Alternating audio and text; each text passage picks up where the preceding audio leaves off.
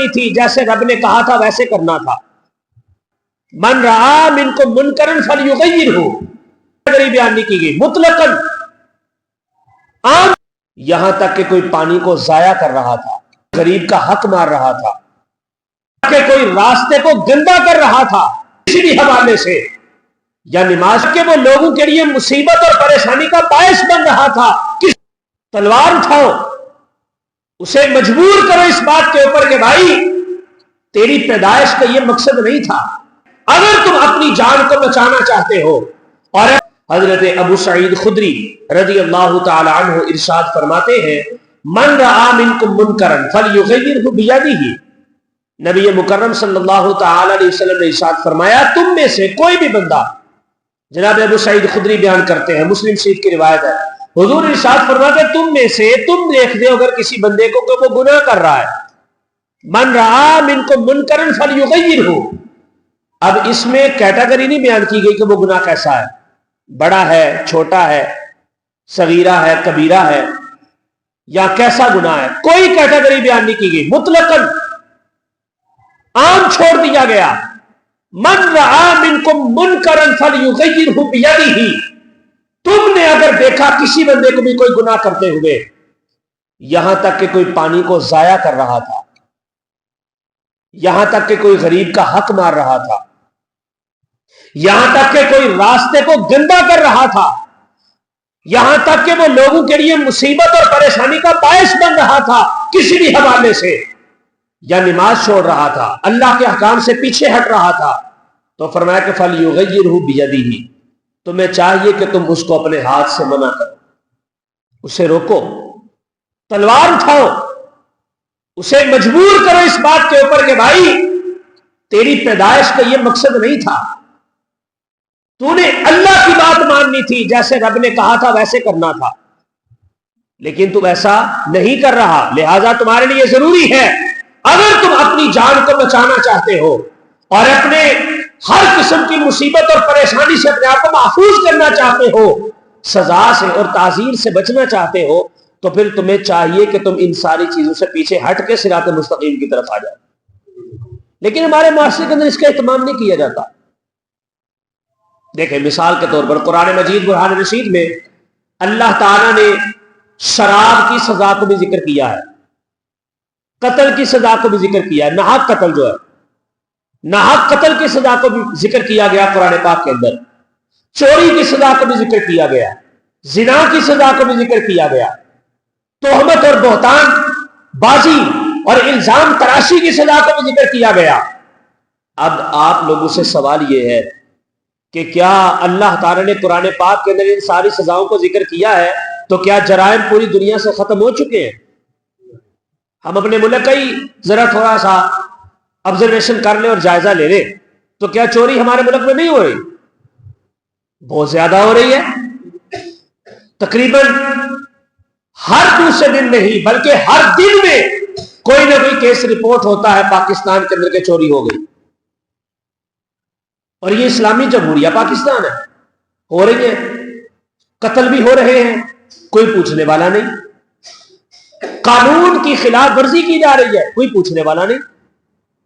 لوگوں کے حق مارے جا رہے ہیں، کوئی پوچھنے والا نہیں، الزام تراشیاں بھی ہو رہی ہیں، بہتان بازیاں بھی ہو رہی ہیں، اور پھر زنا کاریاں بھی ہو رہی ہیں، لیکن کوئی پوچھنے والا ہی نہیں. تو دن بدن جرائم بڑھتے جا رہے ہیں. جب ہم اپنے مقصد کو چھوڑ دیں گے اور اپنے جو ہماری ذمہ داریاں تھیں ہم اپنی ان ذمہ داریوں سے پیچھے ہٹ جائیں گے تو پھر لوگوں کے اندر کمزوریاں پیدا ہونی شروع ہوگی. عوام تو عوام ہے، العوام کالانعام، عوام تو جانوروں کی طرح ہے، یہ جدھر کو دل چاہے گا اس کا لگ جائے گی،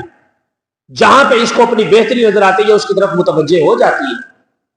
لیکن امت مسلمہ کی یہ ذمہ داری ہے کہ کوئی بھی شخص تم میں سے اگر تھوڑا بہت دین جانتا ہے، چاہے وہ ایک جزی ہی کیوں نہ ہو، اس کے اوپر لازم ہے کہ اس کو صرف اپنے آپ تک محدود نہ رکھے بلکہ اس کو آگے لوگوں تک پہنچائے. اب چوری کی سزا قرآن پاک میں والسارق والسارقۃ فاقطعوا ایدیہما، چور چاہے مرد ہو یا چور عورت ہو، ان کے ہاتھوں کو کاٹ دیا جائے۔ اب چوری کے احکام، کتنا مال ہو تو وہ چوری کے اندر کنسیڈر کیا جائے گا، کیسے کیسے کس مال کو چوری کا مال کہا جاتا ہے، اگر ہم سمجھ لیں تو ہم انالیسس کر لیں گے کہ ہم تو بہت زیادہ کر جاتے ہیں۔ شریعت میں تو بڑا محدود ذکر کیا گیا، ہم تو بہت زیادہ کر جاتے ہیں اور بہانہ لگاتے ہیں کہ ہمیں علم نہیں تھا، ہمیں پتہ نہیں تھا۔ اصول فقہ کے جو جتنے بھی اصول ہیں ان میں سے ایک اصل یہ ہے کہ کل قیامت کے دن ایک بندہ اللہ کی بارگاہ میں عرض کرے گا، مولا میں دین نہیں سیکھ سکا۔ اللہ فرمائے گا کیوں؟ وہ عرض کرے گا کہ دین نہ سیکھنے کی وجہ یہ تھی کہ میں دور کسی علاقے میں رہتا تھا تو میرے پاس مجھے کوئی سمجھانے والا کوئی نہیں تھا، مجھے سکھانے والا کوئی نہیں تھا، نہ کسی نے آ کے مجھے سکھایا۔ اللہ رب العزت اس کا یہ عذر قبول نہیں کرے گا، کیونکہ جب ہمیں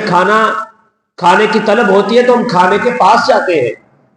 ہمیں پیاس کی طلب ہوتی ہے تو ہم پیاس کے لیے پانی کے پاس جاتے ہیں، ہمیں اگر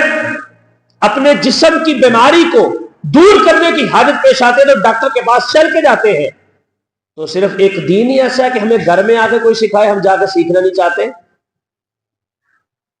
اللہ تعالیٰ فرمائے گا جب سارے کام تم خود چل کے اپنے قدموں پہ کر سکتے تھے، ہاتھ بھی ہلا سکتے تھے، پکڑ بھی سکتے تھے، تو ایک دین کیوں ایسے چھوڑ دیا کہ مجھے کوئی آ کے سکھائے؟ تمہارا یہ عذر قابل قبول نہیں ہے، لہذا تمہیں سیکھنا پڑے گا، اور اتنا کم از کم سیکھنا پڑے گا کہ جتنا تمہیں دنیا کے اندر ضرورت ہے۔ تو اب چوری کی ایک سزا ہے ہاتھوں کو کاٹنا، لیکن ہمارے ہاں نہیں ہو رہا۔ جس وقت تعزیر کو جاری نہیں کیا جاتا تو یاد رکھیں معاشرے کے اندر جرائم پیدا ہوتے ہیں۔ اللہ تعالیٰ نے کہیں پر بھی ایسا نہیں لکھا، بڑے سارے لوگوں نے اس بات کے اوپر اعتراض بھی کیا، اسلام تو امن والا دین ہے،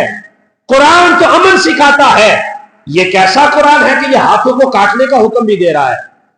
یہ کیسا قرآن ہے کہ جناب چور کو سزا دینے کی کوشش کر رہا ہے؟ یہ کیسا قرآن ہے کہ قاتل کو قتل کرنے کا حکم دے رہا ہے؟ یہ کیسا قرآن ہے کہ جناب سزائیں اور رجم اور مختلف قسم کی جو شعوبات ہے وہ بندے کی طرف متوجہ کر رہا ہے؟ اسلام تو بڑا پیار والا دین ہے، اسلام تو بڑا امن والا دین ہے، تو یہ تو نہیں ہونا چاہیے تھا۔ تو ان لوگوں کے لیے بڑا سادہ سا یہ سوال ہے کہ بھائی بتائیے تو صحیح کہ ایک معاشرہ مضبوط معاشرہ کیسے بن سکتا ہے؟ امن سے۔ اسلام کا امن والا دین ہونے کا کانسیپٹ حقیقت کے متضاد نہیں ہے کسی بھی مذہب کے اندر۔ یہ تو اسلام ہے، اسلام آفاقی دین ہے، اللہ رب العزت کی طرف سے آیا۔ اس کے علاوہ جو ادیان اپنی سوچ اور اپنی تھاٹ کے اوپر بنے، چاہے وہ یہودیت ہے، وہ نصرانیت ہے، وہ مجوسیت ہے، وہ بدھزم ہے، وہ زرتشت مذہب ہے، کچھ بھی ہے، ان مذاہب کے نمائندوں کو جا کے پوچھ لیا جائے، جو شریعت خود ساختہ ہی اگرچہ ہو، جو شریعت انہوں نے بنائی ہے، چوری ان کے ہاں بھی جرم ہے، قتل ناحق کرنا ان کے ہاں بھی غلط ہے،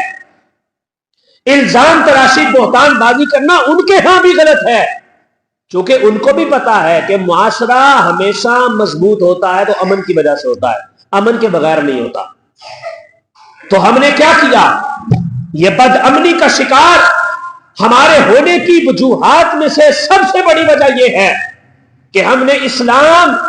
اور جتنے بھی باقی مذاہب تھے ان کے اندر جتنی بھی اچھی چیزیں تھی، ہم نے ان ساری اچھی چیزوں کو ترک کر دیا ہے اور اخلاص کو ختم کر کے صرف جناب اپنی بناوٹی زندگی کی طرف آئے، اور اپنی نیت کو ہم نے صرف اپنی بوداباش کے لیے استعمال کرنا شروع کیا، جس کی وجہ سے ہمارا معاشرہ امن کا نہیں بلکہ بیماری کا اور رسوائی کا اور بد امنی کا شکار ہو گیا۔